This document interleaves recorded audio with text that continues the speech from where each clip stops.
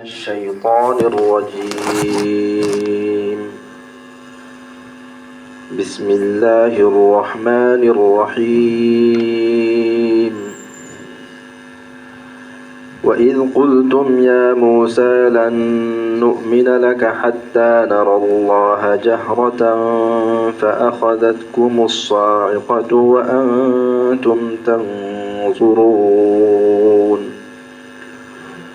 ثم بعثناكم من بعد موتكم لعلكم تشكرون وظللنا عليكم الغمام وأنزلنا عليكم المن والسلوى كلوا من طيبات ما رزقناكم وما ظلمونا ولكن كانوا أنفسهم يظلمون وإذ قلنا ادخلوا هذه القرية فكلوا منها حيث شئتم رغدا وادخلوا الباب سجدا وقولوا حطة نغفر لكم خطاياكم وسنزيد المحسنين فبدل الذين ظلموا قولا غير الذي قيل لهم فأنزلنا على الذين ظلموا رجزا من السماء بما كانوا يفسقون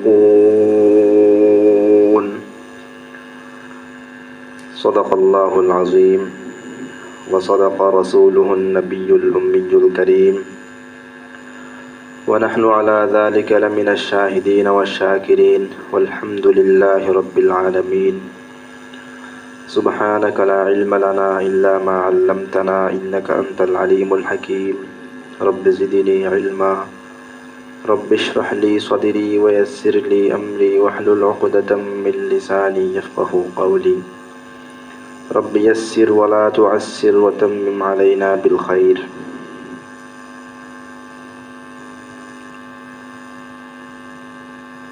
সূরাতুল বাকারা 55 নম্বর আয়াত থেকে 59 নম্বর আয়াত পর্যন্ত আমরা তেলাওয়াত করেছি। আমরা আগেও শুনেছি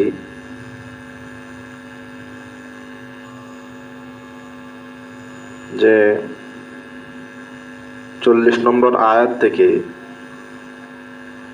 বনি ইসরাঈলের আলোচনা শুরু হয়েছে। অনেক দীর্ঘ একটা আলোচনা, এই পারার প্রায় শেষ পর্যন্ত বনি ইসরাঈলদের ব্যাপারে আলোচনা আছে।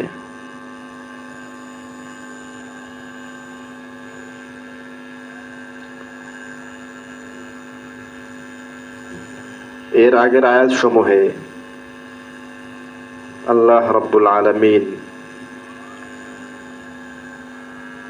মহানবী মুহাম্মদুর রাসূলুল্লাহ সাল্লাল্লাহু আলাইহি ওয়াসাল্লামের সমকালীন বনি ইসরাঈল যারা ছিল তথা ইহুদি এবং নাসারা, তাদেরকে সম্বোধন করে বিভিন্ন হুকুম আহকাম দিয়েছেন। যেমন একটা হুকুম এই ছিল যে তোমরা কোরআনের প্রতি ঈমান আনো, কোরআনকে অস্বীকারী হইও না, সত্যের সাথে মিথ্যাকে মিশ্রণ করে সত্যকে গোপন করবে না, নামাজ কায়েম করো, যাকাত দাও এবং আল্লাহর কাছে তোমরা সবর এবং নামাজের মাধ্যমে সাহায্য কামনা করো। এভাবে বিভিন্ন বিধিবিধান তাদেরকে আল্লাহ পাক দিয়েছেন। সেসব বিধিবিধানের মূল বিষয় হচ্ছে ইসলামের সত্যতাকে স্বীকার করে ইসলামকে গ্রহণ করা কোরআনকে মেনে নেওয়া, নবী মুহাম্মদ রাসূলুল্লাহ সাল্লাল্লাহু আলাইহি ওয়াসাল্লামকে স্বীকার করে নেওয়া। এই বিষয়টা তাদের জন্য যেন সহজ হয়, ঈমান গ্রহণ করা তাদের জন্য যেন সহজ হয়, এজন্য আল্লাহ পাকের পক্ষ থেকে তাদের প্রতি আল্লাহ পাকের কি কি নিয়ামত আছে তারও একটা বর্ণনা আল্লাহ পাক দিয়েছেন, যে দেখো তোমাদেরকে আমি এই নিয়ামত দিয়েছি। আমার নিয়ামত পাওয়ার দাবি হলো এই, যে আমার হুকুমের পরিপূর্ণ আনুগত্য করা, আমার পাঠানো কিতাব কোরআনকে মেনে নেওয়া, আমার পাঠানো রসুল মুহাম্মদুর রাসূলুল্লাহ সাল্লাল্লাহু আলাইহি ওয়াসাল্লামকে নবী হিসেবে স্বীকার করা, আমার মনোনীত ধর্ম ইসলামকে গ্রহণ করা।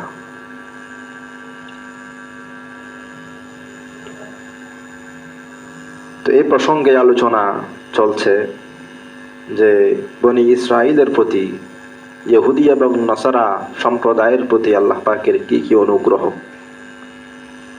তার মধ্যে কিছু আমরা গত সপ্তাহে শুনেছি, যেমন তাদেরকে আল্লাহ তাআলা বলছেন যে তোমাদেরকে আমি ফেরাউনের জুলুম থেকে নিষ্কৃতি প্রদান করেছিলাম, এবং তোমাদের নিষ্কৃতি প্রদানের জন্য লোহিত সাগরকে দ্বিখণ্ডিত করে তোমাদের জন্য পথ বাহির করে দিয়েছিলাম, আর সেই লোহিত সাগরে ফেরাউনের আমরা সলিল সমাধি করেছি। এরপর এত কিছুর পরও আবার তোমরা গোবৎস পূজায় লিপ্ত হয়ে শিরকের মতো জঘন্যতম মহাপাপে লিপ্ত হয়েছিল তোমাদের পূর্বপুরুষেরা। তারপরও আমি তাদেরকে ক্ষমা করে দিয়েছি তাদের তওবার কারণে। এসব আল্লাহ পাকের অনুগ্রহ। অনুরূপভাবে তোমাদের জন্য আমি মুসা আলাইহিস সালামের কাছে তাওরাত পাঠিয়েছি, কিতাব পাঠিয়েছি, মুজিজা পাঠিয়েছি। এভাবে আল্লাহ পাক প্রায় অনেক দূর পর্যন্ত বিভিন্ন নিয়ামতের আলোচনা করছেন। উদ্দেশ্য হলো এই, যে নিয়ামত পাওয়ার দাবি হলো নিয়ামত দাতাকে স্বীকার করা, নিয়ামত দাতার হুকুমকে মেনে নেওয়া, নিয়ামত দাতার আদেশ নিষেধকে বিনা বাক্যে গ্রহণ করা। সাথে সাথে এখানে বনি ইসরাইলের প্রতি যে আল্লাহ পাক নিয়ামত দিয়েছেন, পাশাপাশি বনি ইসরাইল সরাসরি নিজেদের চোখে আল্লাহ পাকের বিভিন্ন কুদরত দেখেছিল, তারপরেও তারা নবী এবং আল্লাহ পাকের বিভিন্ন অবদ্ধতায় লিপ্ত হয়েছিল। এমন ঘটনাও সামনে আসছে। এসব বিষয় উল্লেখ করে আমাদের নবী মুহাম্মদুর রাসূলুল্লাহ সাল্লাল্লাহু আলাইহি ওয়াসাল্লামকে সান্ত্বনা দেওয়ার উদ্দেশ্য, যে দেখেন আপনার সমকালীন ইহুদি এবং নাসারা গোষ্ঠী আপনাকে মেনে নিচ্ছে না, আপনার নবুয়তের সত্যতার পক্ষে যথেষ্ট প্রমাণাদি থাকা সত্ত্বেও তারা সেগুলোকে স্বীকার করছে না, সেগুলোকে বুঝতে চাচ্ছে না।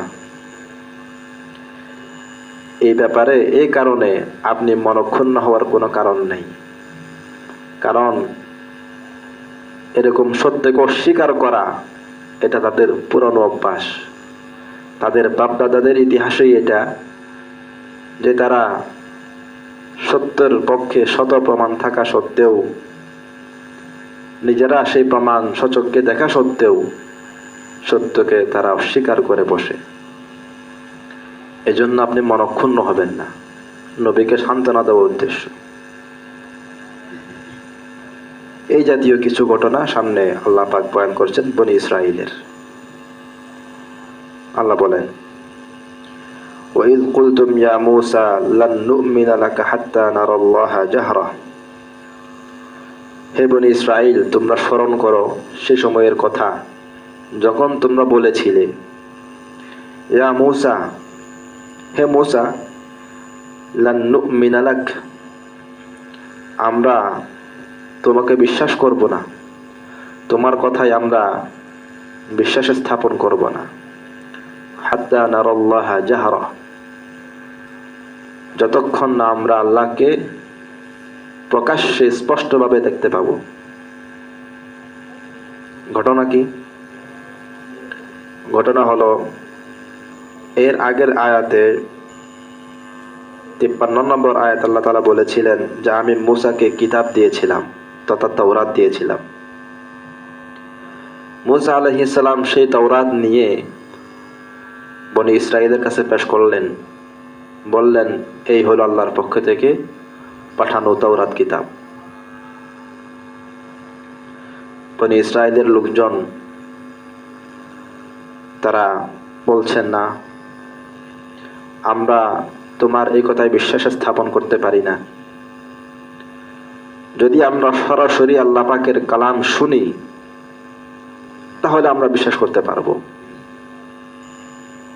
আল্লাহ যদি আমাদেরকে বলেন, আমরা নিজেদের কানে শুনতে পাই যে এটাই হচ্ছে আমার পাঠানো কিতাব, তোমরা সেটাকে বিশ্বাস করো, এমন কথা যদি আমরা নিজেদের কানে শ্রবণ করতে পারি তাহলে একমাত্র পথ যে আমরা বিশ্বাস করব।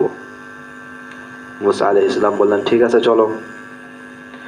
এই কাজের জন্য বনি ইসরাঈলের 70 জন ব্যক্তিকে নির্বাচন করা হলো, সর্দার টাইপের, যে তোমরা চলো আমার সাথে, তুর পাহাড়ে আমরা যাব, যেখান থেকে মূসা আলাইহিস সালাম তাওরাত নিয়ে এসেছেন। তো সেখানে গিয়েই তোমরা সরাসরি আল্লাহ পাকের কালাম শুনবে। তো ঠিক আছে, তারা গেল। যাওয়ার পর আল্লাহ পাক তাদের সাথে কথা বললেন, কিন্তু আল্লাহকে তো দেখা যায় না, কথা শোনা যায়। এখন বনি ইসরাইল, তারা তো বনি ইসরাইল, সহজে কোনো কথা মানতে চায় না। তারা বলল না, আমরা এটা বিশ্বাস করব না। আমরা কথা তো শুনলাম ঠিক আছে, এটা কে না কে বলতেছে, এটা যে আল্লাহ বলতেছে সেটা আমরা কিভাবে বুঝবো? অতএব আমরা সচক্ষে আল্লাহকে যে প্রকাশ্য যদি না দেখি বিশ্বাস করব না। এখানে আসার আগে বলছিল সরাসরি কানে শুনতে হবে তাহলে বিশ্বাস করব। এখন যখন কানে শুনছে না, আল্লাহকে সরাসরি চোখে দেখতে হবে তাহলে আমরা বিশ্বাস করব। ওটাই বলতেছে। ওয়াইয কুলতুম ইয়া মূসা, স্মরণ করো সে সময়ের কথা যখন তোমরা বলেছিলে হে মূসা, লান নু'মিনা লাকা, আমরা তোমার কথায় বিশ্বাস স্থাপন করতে পারি না, হাত্তা নারাল্লাহা জাহরা, প্রকাশ্যে আল্লাহকে না দেখা পর্যন্ত। এখন প্রকাশ্যে আল্লাহকে দেখার দাবি করা, একজন নবীর সাথে এরকম বিরুদ্ধাচারণমূলক কথাবার্তা বলা, এটা বেয়াদবি, গুস্তাখি, ধৃষ্টতাপূর্ণ আচরণ। কারণ একে তো উনি মূসা আলাইহিস সালাম তাদের কোনো নতুন নবী নয়, পুরাতন নবী, তারা আগের থেকে মূসাকে মেনে আসছে। তো এখন মূসা তাওরাত নিয়ে আসলেন, এটাই তো যথেষ্ট, ওনার কথা বলা এটাই তো যথেষ্ট, যেটা আল্লাহর কিতাব, অতএব এটাকে না বিশ্বাস করতেই হবে। তারপরও তারা প্রমাণ চাইলো যে সরাসরি আল্লাহর কালাম শুনতে হবে, তো সেই প্রমাণও দেওয়া হলো। এখন আবার বলতেছে না সচক্ষে দেখতে হবে। তো এটা মারাত্মক বেয়াদবি ছাড়া আর কিছু নয়। এজন্য শাস্তি আসলো, ফাআখাযাতকুমুস সা'iকা, তোমাদেরকে এক বজ্র তোমাদেরকে আক্রমণ করে বসলো, আল্লাহর আযাব আর কি। ওয়া আনতুম তানজুরুন, আর তোমরা সে আযাবকে সচক্ষে তোমরা নিজেরা অবলোকন করছিলে, নিজেরা দেখছিলে নিজেদের অবস্থা। সে আযাব পাওয়ার পর সকালে মারা গেল বজ্রের আঘাতে। অতঃপর সুম্মা বা'আসনাকুম মিন বা'দি মাউতিকুম, তোমাদের মৃত্যুর পর আমি তোমাদেরকে পুনরায় জীবন দান করলাম, লাআল্লাকুম তাশকুরুন, আশা করি যে তোমরা শুকর আদায় করবে। এগুলো তাদের পূর্বপুরুষদের ঘটনা। তোমাদের পূর্বপুরুষদের সাথে আমার এরকম আচরণ হয়েছিল, তাদেরকে স্মরণ করে দেওয়া হচ্ছে। নবীর যুগের বনি ইসরাইল তথা ইহুদি নাসারা সহ কিয়ামত পর্যন্ত সকল ইহুদি নাসারাকে আল্লাহ পাক এই কথা স্মরণ করে দিচ্ছেন, তোমরা তো এ সকল লোকের বংশধর। এখানে একটা বিষয়, তারা মুসা আলাইহিস সালামকে সম্বোধন করছে ইয়া মুসা। আল্লাহ পাকের শব্দ এখানে উল্লেখ আছে, ইয়া মুসা, হে মুসা। এই শব্দটাই, এই সম্বোধনটাই এটা বেয়াদবিপূর্ণ। নবীকে এভাবে ইয়া মুসা বলা যায় না, একত নাম ধরে ডাকাটাই ঠিক না। তো কিভাবে ডাকতে হবে? বলতে হবে ইয়া নবী আল্লাহ, ইয়া রসুল আল্লাহ, এভাবে ডাকতে হবে রসুলকে। নবীকে নাম ধরে ডাকা ঠিক নয়, সম্মান সূচক কোনো শব্দ দিয়ে তাকে ডাকতে হবে। আমাদের নবী মুহাম্মদুর রাসূলুল্লাহ সাল্লাল্লাহু আলাইহি ওয়াসাল্লামের ব্যাপারে কোরআনে পাকের মধ্যে ইরশাদ হয়েছে, লা তাজআলু দুআ আর-রাসূল কাদুআই বা'দিকুম বা'দা। তোমরা পরস্পর একে অপরকে যেভাবে ডাকো নবীকে সেভাবে ডাকবে না, আল্লাহ পাক বলছেন। আমরা পরস্পর ডাকাডাকি করি যে অমুক, হে অমুক, এরকম আমরা ডাকি। তো নবীকে এইভাবে ডাকা ঠিক নয়। হে মোহাম্মদ, মোহাম্মদ, এইভাবে ডাকা ঠিক নয়। এটা নবীর শানের সাথে মুনাসিব নয়। নবীকে ডাকতে হবে ইয়া নবী আল্লাহ, ইয়া রসুল আল্লাহ, এরকম সম্মান বোঝায় এরকম শব্দ দিয়ে সম্বোধন করতে হবে। এজন্য আমাদের সমাজে একটা দরুদ প্রচলিত আছে, ইয়া নবী সালাম আলাইকা, ইয়া রসুল সালাম আলাইকা, ইয়া হাবিব সালাম আলাইকা। তো সালাত ও সালাম দরুদ শরীফের জন্য নির্ধারিত কোনো শব্দ নেই, যে কোনো শব্দে দরুদ পড়া যায়। তবে সবচেয়ে উত্তম দরুদ হলো দরুদ ইব্রাহিমি, যেটা আমরা নামাজে পাঠ করি, অথবা যে সকল দরুদের শব্দ হাদিসে বর্ণিত আছে সেগুলো সবচেয়ে উত্তম দরুদ। বাকি এর বাইরে যে কোনো শব্দে নিজের থেকেও যদি বলা হয় সেটাও দরুদের ফজিলত আদায় হয়ে যাবে, দরুদের ফজিলত পাওয়া যাবে।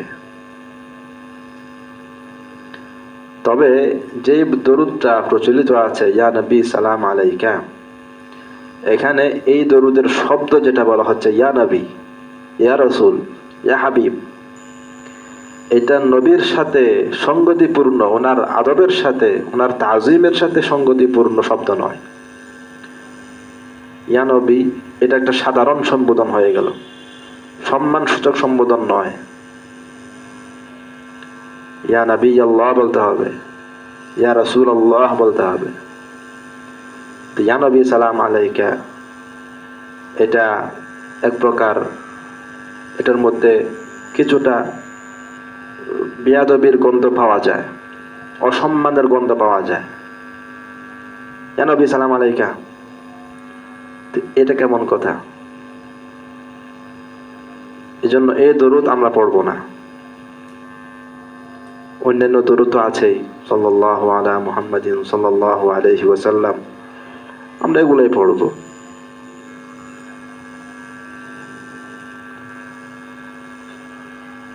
আল্লাহু আকবার। আল্লাহ তাআলা এরপরে বলেন, وَظَلَّلْنَا عَلَيْكُمُ الْغَمَامَ وَأَنزَلْنَا عَلَيْكُمُ الْمَنَّ وَالسَّلْوَى। আমি তোমাদেরকে মেঘের ছায়া দান করেছিলাম এবং তোমাদের উপর বর্ষণ করেছিলাম, নাজিল করেছিলাম মান এবং সালওয়া। এটার একটা ঘটনা আছে। ঘটনা হলো বনি ইসরাইল, এদের আদি নিবাস ছিল শাম দেশে,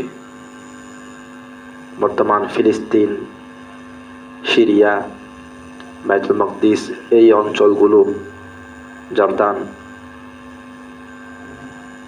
এই শাম অঞ্চলটাই ছিল বনী ইসরাইলের আদি নিবাস, ইয়াকুব আলাইহিস ইসলামের আদি নিবাস। এরা ইউসুফ আলাইহিস সালামের যুগে মিশরে চলে আসে। তাদের সকল বংশধরকে নিয়ে সবাই ইয়াকুব আলাইহিস সালাম সহই মিশরে চলে আসে। যেহেতু ইউসুফ আলাইহিস সালাম মিশরের উনি ছিলেন,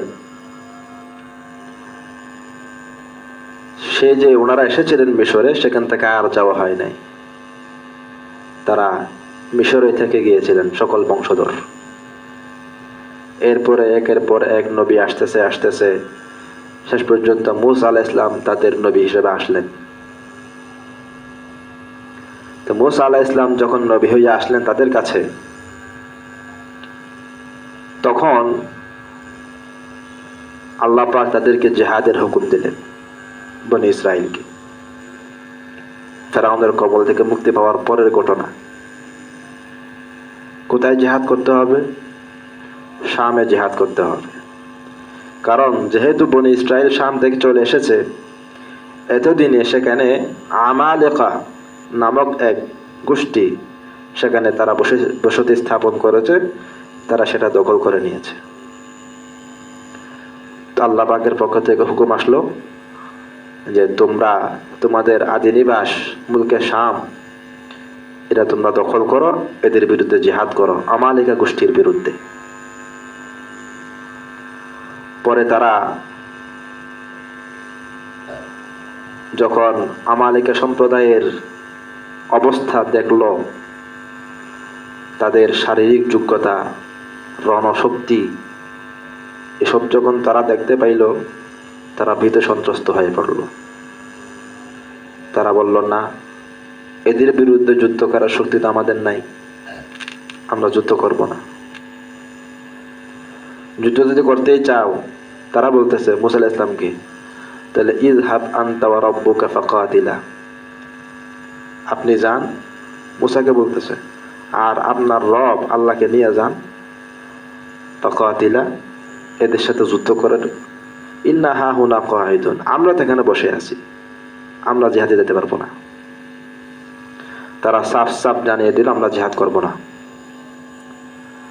এরকম তাদের এই জিহাদের বিরোধিতা, আল্লাহ পাকের হুকুমের বিরোধিতার কারণে আল্লাহ পাক তাদেরকে একটা শাস্তি দিলেন। শাস্তি কি? শাস্তি হলো যে মিশর এবং শাম, তারা মিশর থেকে যাবে কোথায়? শামে জিহাদ করার জন্য।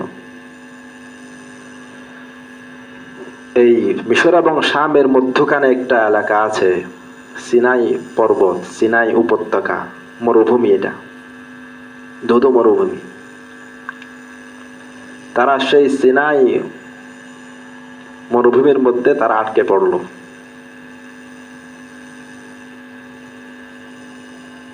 চল্লিশ বছর পর্যন্ত তারা সেখানে ঘুরতেই থাকলো। এখান থেকে বের হওয়ার তারা কোনো রাস্তা পেল না। এ হলো শাস্তি। তারা ওই সিনাই উপত্যকা থেকে তাদের বাড়িতে ফিরে আসবে, বাড়ি বলতে মিশরে তারা ফিরে আসবে, এই উদ্দেশ্য রওনা হয়। তো রাত্রে হয়ে যায়, তারা কোন এক জায়গায় থাকে। সকালে দেখে যে জায়গার থেকে রওনা হয়েছিল আবার ঠিক সেই জায়গায়। এইভাবে তারা 40টা বছর সেই ময়দান, যেটাকে বলা হয় সিনাই মরুভূমি, এই মরুভূমিতে তারা ঘুরতে থাকলো 40 বছর পর্যন্ত। নিজেদের ঘরে ফিরে যাওয়ার তার সুযোগ হইল না। এটা একটা সংক্ষিপ্ত এলাকা, প্রায় 10 মাইল। এই 10 মাইল এলাকার মধ্যেই তারা 40 বছর ঘুরতে থাকলো। এটা কোরআনে পাকে এসেছে,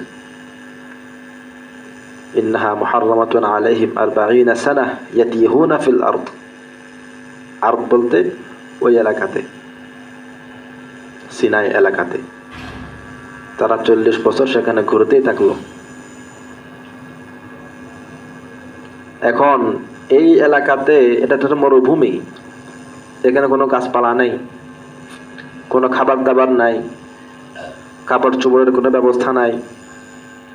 40টা বছর তারা কিভাবে থাকবে এখানে? তাদের মরুভূমির মধ্যে যেহেতু গাছ নেই, ছায়ারও কোনো ইন্তজাম নেই, একদম খাড়া রোদের মধ্যে তাদের থাকতে হবে। তো আল্লাহ পাক, যদিও এটা শাস্তি, 40 বছর তাদেরকে ঘুরতেই হবে, এটা শাস্তি তাদের। এই শাস্তির মধ্যে আল্লাহ পাক তাদেরকে বিভিন্ন আজীব আজীব নিয়ামত দিয়েছেন। সেই নিয়ামতের কথা আল্লাহ পাক বলছেন, ওয়াযাল্লাল্না আলাইকুমুল গামাম। যেহেতু এটা একটা মরুভূমি, তো মরুভূমির মধ্যে কিসের দরকার? রোদ থেকে বাঁচার জন্য ছায়ার দরকার। গাছ তো নাই, আল্লাহ পাক মেঘের ব্যবস্থা করে দিলেন, মেঘের মাধ্যমে তাদেরকে ছায়া দিলেন। ওয়াযাল্লালনা আলাইকুমুল গামাম, আমি তোমাদেরকে মেঘের ছায়া দান করলাম। তো খাবারের ব্যবস্থা, ওয়া আনজালনা আলাইকুমুল মান্না ওয়াস সালওয়া, তোমাদের উপর আমি নাযিল করেছিলাম সেই সিনাই উপত্যকাতে, সেটাকে তিহ ময়দান বলা হয় তাফসীরের ভাষায়। তিহ ময়দান, তিহ মানে ঘোরাফেরা করা। যেহেতু তারা সেখানে 40 বছর ঘোরাফেরা করেছে, এই জন্য এটার নাম হয়ে গেছে ঘোরাফেরার ময়দান, মানে তিহ ময়দান। ওয়া দিয়ে তিহ, ময়দানে তিহ বলা হয়। সেই তিহ ময়দানে তারা 40 বছর ছিল। খাবারের জন্য আল্লাহ পাক আসমান থেকে বর্ষণ করেছেন আল মান ওয়াস সালওয়া, দুইটা খাবারের নাম। মান বলা হয় এক প্রকার মিষ্টি দ্রব্য, শিশিরের মতো গাছের পাতায় পড়ে আর সেটা জমাট বেঁধে যায়, এটা একটা খাবার, এটাকে মান বলা হয়।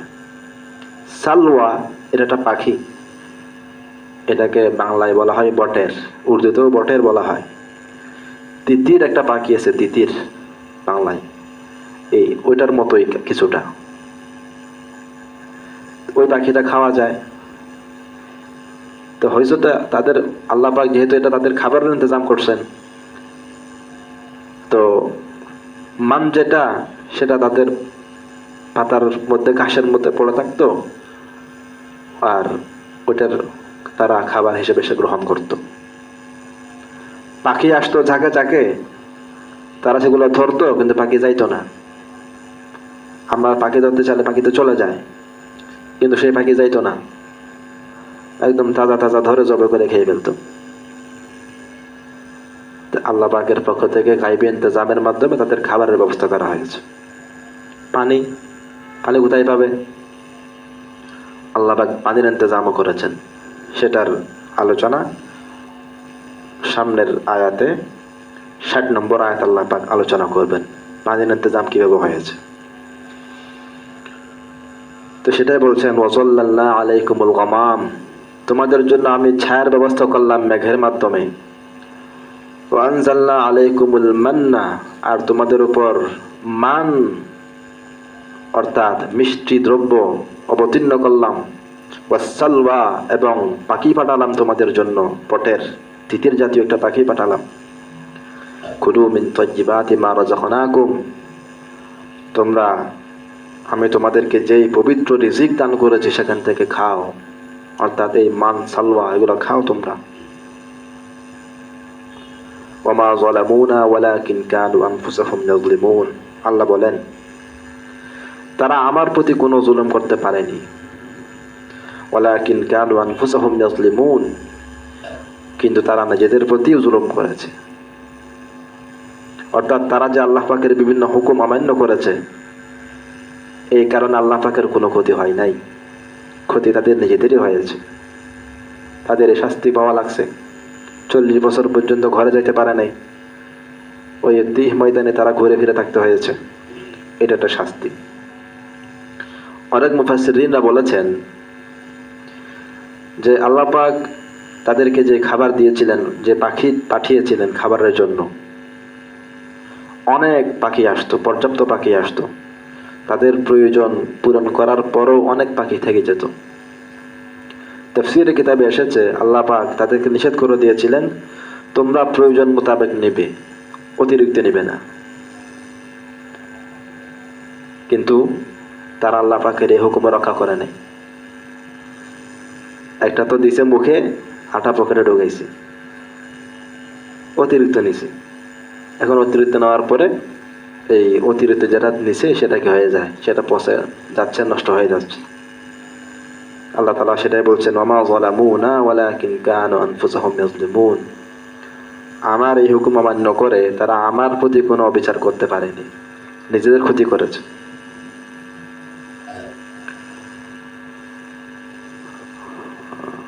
আল্লাহ পাক আরেকটা ঘটনা বলছেন, ওয়াইদ কুলনা দুখুলু হাযিহিল ক্বরয়াতা ফাকুলু মিনহা হাইথু শি'তুম রাগাদা। তিহ ময়দান, যেটা আমরা এখন আলোচনা শুরু করলাম, এই তিহ ময়দানে আরো অনেক ঘটনা আছে, সেগুলো সামনে আসবে। মাঝখানে তিহ ময়দান থেকে পার হওয়ার পরের একটা ঘটনা আল্লাহ পাক বলছেন, 40 বছর পার হওয়ার পর আরেকটা ঘটনা।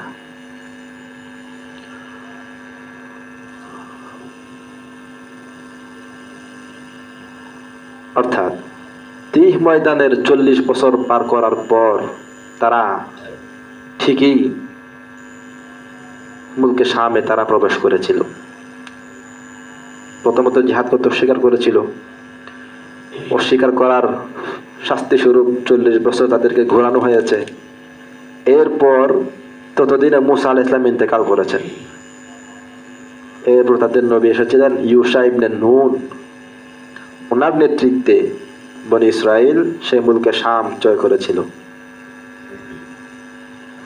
তখন আল্লাহ পাক তাদেরকে বলছিলেন যে ওয়াইদ কুলনা দুখুলু হাযিহিল ক্বরয়া, স্মরণ করো তোমরা সেই সময়ের কথা যখন আমি বলেছিলাম যে তোমরা এই জনপদে প্রবেশ করো। কোন জনপদ? মুলকে শাম, তোমাদের আদি নিবাস যেটা, সেখানে তোমরা প্রবেশ করো। ফাকুলু মিনহা হাইথু শি'তুম রাগাদা, তোমরা সেখানে গিয়ে স্বচ্ছন্দে যেখান থেকে ইচ্ছা খাওয়া দাওয়া করো।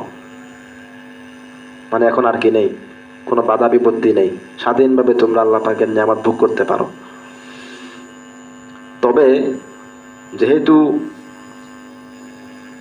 মুলকে শাম তোমাদের হস্তগত হয়েছে, তোমরা জয়লাভ করেছো, শুকরিয়ার দরকার আছে। আল্লাহ পাক শুকরিয়া স্বরূপ কিছু বিধান দিয়েছেন।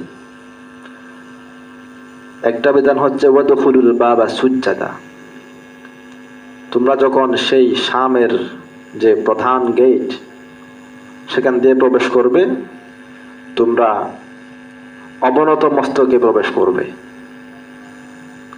আল্লাহ পাকের শুকরিয়া স্বরূপ। 2 নম্বর ওয়াকুলু হিত্তাহ, তোমরা একটা মুখে কথা বলবে, হিত্তাহ বলবে, আরবি শব্দ হিত্তাতুন। হিত্তাতুন মানে হচ্ছে ক্ষমা, তওবা। অবনত মস্তকে প্রবেশ করবে আর তোমাদের মুখে থাকবে তওবা তওবা, ইস্তিগফার ইস্তিগফার, মানে ক্ষমা চায়, আল্লাহর কাছে ক্ষমা চায়, আল্লাহ আমাদেরকে মাফ করে দেন, এই কথাটা তোমাদের মুখে থাকবে। এইভাবে তোমরা সেখানে প্রবেশ করবে। তো ফল কি হবে? নাগফির লাকুম খাতায়াকুম, আমি তোমাদের সমস্ত গুনাহ মাফ করে দিব। ওয়া সানাজিদুল মুহসিনিন, আর যারা সৎকর্ম করবে তাদেরকে আমি বাড়িয়ে দিব। কিন্তু বনি ইসরাইল তাদের আবার সেই পুরনো স্বভাবের পরিচয় দিল। ফাবাদদালাল্লাযীনা যালামু কওলান গায়রাল্লাযী ক্বিলা লাহুম, এই জালেম বনি ইসরাইল পরিবর্তন করে ফেলল। তাদেরকে যে কথা বলা হয়েছিল, যে কথা বলতে বলা হয়েছিল, যে স্লোগান তাদেরকে দিতে বলা হয়েছিল, সেই স্লোগানের পরিবর্তে তারা ভিন্ন স্লোগান দিল। 2টা কথা বলেছেন আল্লাহ পাক, ঢোকার সময় অবনত মস্তকে ঢুকতে হবে। তাফসীরের কিতাবে লেখা আছে আল্লাহ পাকের হুকুমের বিরুদ্ধাচারণ করে তারা একদম বুক টান করে এভাবে ঢুকতেছিল। এটা অবশ্য আয়াতের মধ্যে নেই, তাফসীরের আয়াতের মধ্যে আছে।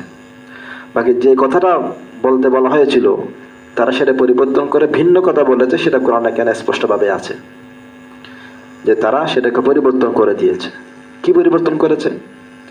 আল্লাহ বলতে বলেছিলেন হিত্ত, মানে ক্ষমা চায় আল্লাহর কাছে, আমাদেরকে মাফ করে দেন, এ কথা তাদেরকে বলতে বলা হয়েছিল।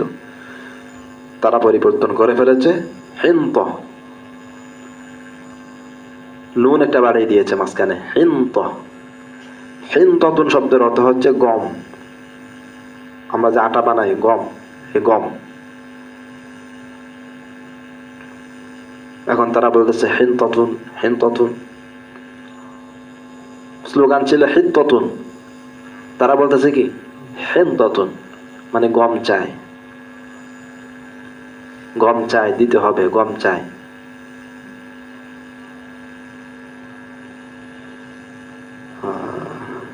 এখন তাদের এই অপরাধের শাস্তি আল্লাহ পাক দিলেন, ফানজালনা আলাল্লাযিনা যালামু রিজজাম মিনাস সামা।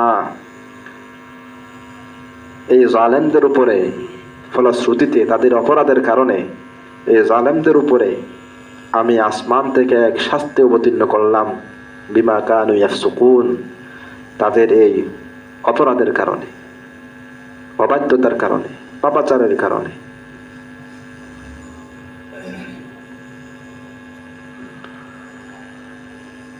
আচ্ছা, তো আমরা শুরুতেই বলেছি যে বনি ইসরাইল সরাসরি আল্লাহ পাকের কুদরত দেখেছে তিহ ময়দানে, তাদের জন্য মান্না সাল্লাহ পাঠানো হয়েছে, সামনে আরো আসছে। পাথর থেকে তাদের জন্য পানির ব্যবস্থা আল্লাহ পাক করে দিয়েছেন, আজীব আজীব কুদরত তারা দেখেছে, এবং সরাসরি নবীর তত্ত্বাবধানে তারা পরিচালিত হচ্ছিল। তারপরেও তারা আল্লাহ পাকের হুকুমের এরকম বিরুদ্ধাচারণ করেছিল। বর্তমান ইহুদি খ্রিস্টান এরাও তো তাদেরই বংশধর, তাদের মধ্যে তো সে স্বভাব আছে। অতএব তারাও যদি আপনার দাওয়াতকে অস্বীকার করে, আমাদের নবীকে আল্লাহ তাআলা বলছেন এইটা আপনি মনক্ষুণ্ণ হবেন না, কারণ এটা তাদের পুরনো অভ্যাস, তাদের বংশগত অভ্যাস, তারা মানবে না, সহজেই মানবে না। এখানে একটা বিষয়, যে বনি ইসরাইলকে বলা হয়েছিল হিত্ততুন বলতে, তারা সেটাকে পরিবর্তন করে বলেছে হিনততুন, ক্ষমা চায়, তারা বলছে গম চায়। এই যে শব্দের পরিবর্তন, এই পরিবর্তন সংক্রান্ত একটা মাসালা হইল যে শরীয়তের মধ্যে এমন কিছু কথা বাক্য আছে যেগুলোকে পরিবর্তন করা জায়েজ নেই। সেগুলো যেভাবে আমাদেরকে রসুল শিখিয়েছেন, কোরআন হাদিসে যেভাবে শেখানো হয়েছে সেভাবেই বলতে হবে। যেমন আজান, আজানে নির্ধারিত কিছু বাক্য আছে। এখন এই বাক্যগুলোকে আপনি পরিবর্তন করতে পারবেন না, এমনকি এই বাক্যের সমার্থক কোনো শব্দ যদি আপনি সেখানে বলেন সেটাও চলবে না। যেমন আজানের প্রথম বাক্য আল্লাহু আকবার, আল্লাহু আকবার, অর্থ আল্লাহ বড়, আল্লাহ বড়।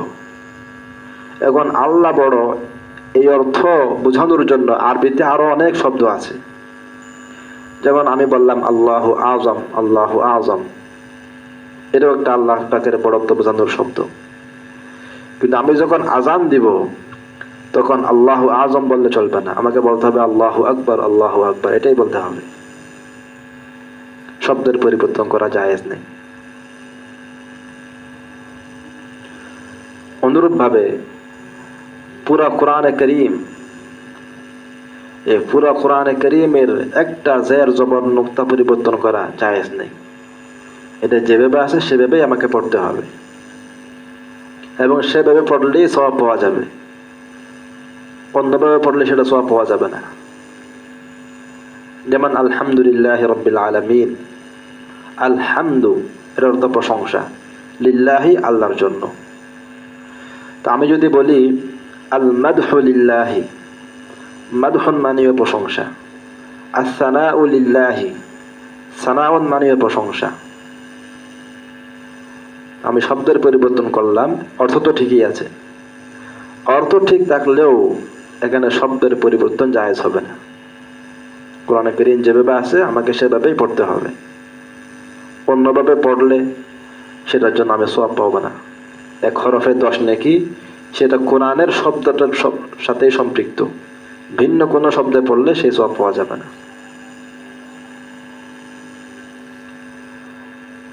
এজন্য আমাদের সমাজে কিছু লোক আছে, তারা আজানের আগে দরুদ শরীফ পাঠ করে।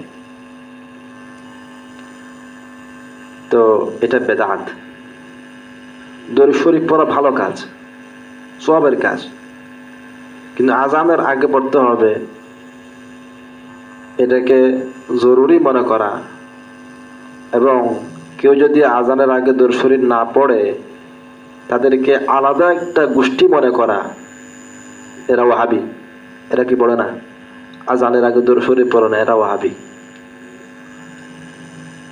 এই জাতীয় মনোভাব নিয়ে দরুদ শরীফ পাঠ করা আজানের আগে, এটা এক প্রকার আজানকে বিকৃত করার নামান্তর।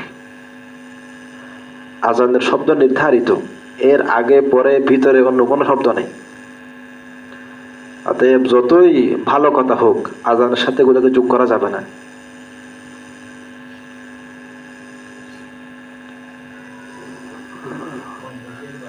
না কম বেশিও করা যাবে না, যা আছে তাই। সংযোজন বিয়োজন, যেমন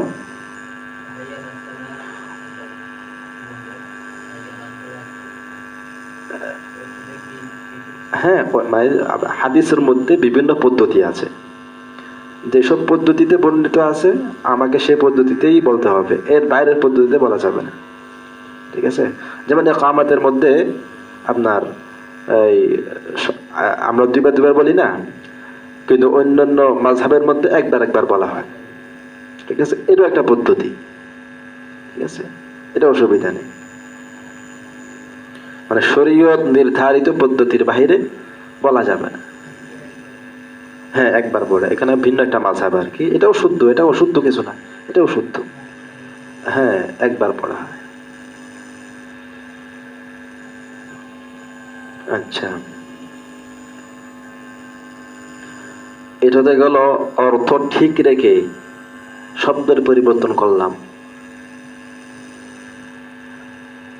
যদি এমন হয় যে এমন শব্দ পরিবর্তন করলাম যে অর্থ পর্যন্ত কি হয়ে গেছে, পরিবর্তন হয়ে গেছে, এটা তো কোনো মতেই কি হবে না, জায়েজ হবে না। তো বনি ইসরাঈল যে কাজ করেছে এটা সেই প্রকারের মধ্যে পড়েছে। আল্লাহ বলেছিলেন হিত্তাতুন, ক্ষমা চায়। এই কথা বলতে তারা বলেছে হিনতাতুন, গম চায়। তো ক্ষমা চাওয়ার সাথে গম চাওয়ার কোনো সম্পর্ক আছে? কোনো সম্পর্ক নেই। এটা সম্পূর্ণ পরিবর্তন হয়ে গেছে। শব্দ তো পরিবর্তন হয়েছেই, আবার অর্থও কি হয়ে গেছে, পরিবর্তন হয়ে গেছে। তো কোরআন হাদিসের আল্লাহ পাকের আদেশ নিষেধের এই পরিবর্তন, এটা বিকৃতির নামান্তর, এটা সম্পূর্ণ নাজায়েজ একটা কাজ। এটা ক্ষেত্র বিশেষে এই কাজ কর্মওয়ালাকে কাফের বলা হবে। শরীয়তের মধ্যে আবার কিছু কালিমাত, কিছু বিষয়, কিছু কথা এমন আছে যে এগুলোর ক্ষেত্রে শব্দটা উদ্দেশ্য নয়, অর্থটাই মূল বিষয়। এক্ষেত্রে আপনার শব্দ যদি পরিবর্তনও করা হয় অর্থ ঠিক রেখে, তাহলে কোনো অসুবিধা নেই। যেমন দরুদ শরীফের কথাই ধরেন, দরুদ শরীফের নির্ধারিত কোনো কি নেই, শব্দ নেই, যে কোনো শব্দে দরুদ শরীফ পড়া যায়। আল্লাহুম্মা সাল্লি আলা মুহাম্মদ সাল্লাল্লাহু আলা মুহাম্মাদিন সাল্লাল্লাহু আলাইহি ওয়াসাল্লাম, যেভাবে ইচ্ছা আপনি পড়তে পারেন। অর্থ যদি ঠিক থাকে কোনো অসুবিধা নেই, পড়া যায়।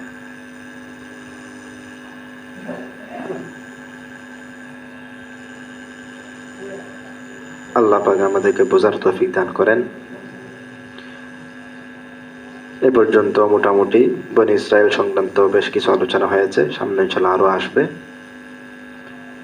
তিহ ময়দান সংক্রান্ত আরো বিভিন্ন ঘটনা, তিহ ময়দানে পানির কিভাবে ব্যবস্থা হয়েছিল সে ঘটনা আসবে।